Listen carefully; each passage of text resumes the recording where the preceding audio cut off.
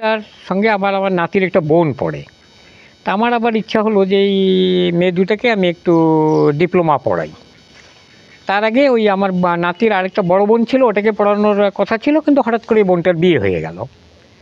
তারপরে যাই হোক, এই মেয়েটা পড়াশোনা করছে, করার পরে আস্তে আস্তে আস্তে আস্তে তারা উন্নয়ন করলো। করার পর তো বুঝেন তো, তার সঙ্গে সম্পর্কটা আমার হলো নানা নাতিনি। অনেকেই রসিকতা করে অনেক কিছু কথা বলে যে তুমি তোমার নানাকেই বিয়ে করে নাও। আমাকেও অনেকে বলে যে ভাই আর বাচ্চার দিয়ে আপনারও বয়স হয়ে গেছে, বিয়ে শাদী করা লাগে, তা নাতনিটাকে করে নেন। তা এইটা একটু ভাইরাল হয়ে গেল। ভাইরাল হয়ে যাওয়ার পর আমিও একটু ডিসিশন নিলাম যে আমারও তো বয়স হয়ে গেছে, বিয়ে শাদী, একটা আমি একক মানুষ, একটা বিয়ে শাদী করার দরকার। এদিকে আবার কিছুটা কানাঘুষা আমি খবর পেলাম, মানে জানতে পারলাম যে ওই যে মানুষ কি সূচকভাবে কথাগুলো বলেছে, তাতে মেয়েকে অনেকে আবার জিজ্ঞেস করছে রসিকভাবে যে এই নানা যদি বিয়ে করে তো তোমার অবস্থানটা কোথায়। তা সে নাকি পজিটিভে আছে। তারপরে যাই হোক, আমি সরাসরি একদিন মেয়েকে বললাম যে দেখো, এরকম তো অনেক কথাই তো আলোচনা সমালোচনা অনেক কিছুই হচ্ছে তোমাকে আমাকে নিয়ে। তা আমি যদি আরও যে তার বাবা ওই মেয়েটাকে বিয়ে দিচ্ছে, কিন্তু মেয়েটা চাচ্ছে তার লেখাপড়াটা কমপ্লিট করতে। যেহেতু সে একেবারে চলে গেছে ভিডিওতে, মানে আপনার টাঙ্গাইল ম্যাথসে সে ভর্তি হয়ে গেছে অলরেডি, তাহলে সে চাচ্ছে যে ওখান থেকে সে তীরে এসে তরিটাকে ডুবাইতে চাচ্ছে না। তা আমি এই সেন্সেই চিন্তা করলাম, তো তাকে বললাম যে তোমার মতামত কী এখানে। তো বললো যে না, আমার এখানে কোনো দ্বিমত নাই। ভালো কথা। আমি আনুষ্ঠানিকভাবে আমার নাতিকে দিয়ে তার বাবার সঙ্গে কথা বলালাম। তো তার বাবা আবার আমার বয়সটাকে একটু ধরে উনি এটাকে ডিনাই করলেন। এটা তার জন্য ঠিক আছে, পিতা হিসেবে আমি এটাকে খারাপ বলবো না।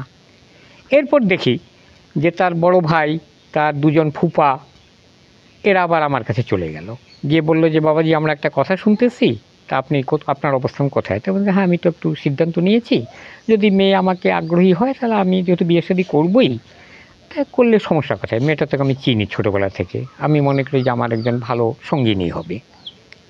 তো বললো যে আপনি যদি রাজি থাকেন তো ব্যাপারটা আমাদের উপরে ছেড়ে দেন। তো আমি বললাম যে তার বাবা যে আগ্রহী না। তো বললো যে ওটা আমরা দেখব। এরপর তারা তাদের সহযোগিতায়, এবং আপনারা কাবিননামা দেখলে বুঝতে পারবেন যে সেখানে তার ফুপার সই আছে, তার বড় ভাই সই আছে, তার বড় ভগ্নিপতির সই আছে।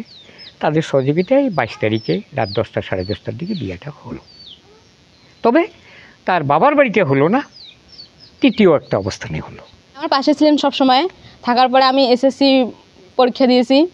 এসএসসি পরীক্ষা দেওয়ার পরে আমি সরকারি ম্যাথসের চান্স পাই, ওইখানে ভর্তি হই। উনি আবার সব কিছুই অ্যাপ্লাই থেকে নিয়ে এ থেকে জেড সব কিছু উনি সামলাইছে, এবং সেখানেই আমি পড়াশোনা শুরু করে দিই। তো তারপরে আমার এদিকে বয়স হইতেছে, আমার ফ্যামিলি থেকে বিয়ের চাপ আসতেছে, এখানে ওখানে বিভিন্ন জায়গা থেকে সম্বন্ধ আনতেছে আমার বাবা। তো হয়তো বা আমার ওইরকম আমার বাবা যেগুলো সম্বন্ধ আনতেছে আমার ওগুলো পছন্দ হইতেছে না, হয়তো বা বিভিন্ন কারণে হইতেছে না। তো এর মধ্যে নানা জানতে পারে যে আমার বিবাহ হইতেছে অন্য কোথাও। তারপর ইনি পারিবারিকভাবে এটা আলোচনা করলো যে উনি তো কখনো বিয়ে করেন নাই, হয়তো বা ওনার বয়স 63 হতে পারে, 60 হতে পারে, কিন্তু উনি কখনো বিয়ে করেন নাই, আর আমি তো আগে করিয়ে নেই।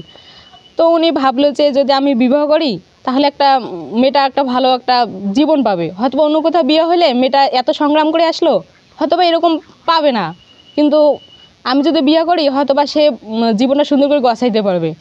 তো তারপর আমার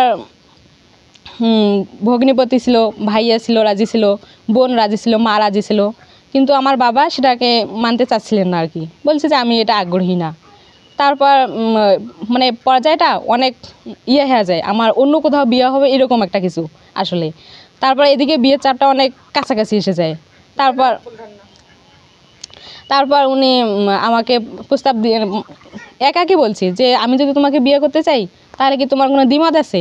আমি বলছি না, দ্বিমত নাই। আমিও ভাবলাম যে যে লোকটা আমার সবসময় পাশে ছিল, অনেক সাপোর্ট করছে, হয়তোবা তার সাথে থাকলে আমি বাকি জীবনটা হয়তোবা সাপোর্ট পাবো, ভালো একটা সুন্দর জীবন পাবো। মানুষ তো একটা সুন্দর জীবনের জন্যই বাঁচে, তাই না?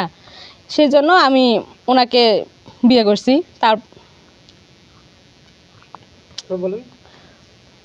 যেহেতু আমার ভাই রাজি ছিল, বড় ভাই রাজি ছিল, আমার মা রাজি ছিল, আমার বোন রাজি ছিল, আমার ফুফা রাজি ছিল, ওনারা সাহায্য করে আমাকে বিয়ে দিয়েছেন।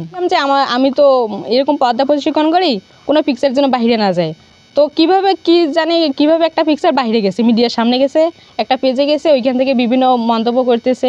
তো কে কী মন্তব্য করতেছে আমি ওটা বলতে চাচ্ছি না, সেটা যার যে মেটার সেটা করুক, পাশে লোকে কিছু বলবেই, ওটাতে কান দিয়ে আমার সুন্দর জীবনটাকে আমি নষ্ট করতে চাই না। তো আমি সবার কাছে দোয়া চাই যেন আমাদের দাম্পত্য জীবন সুখের হয়।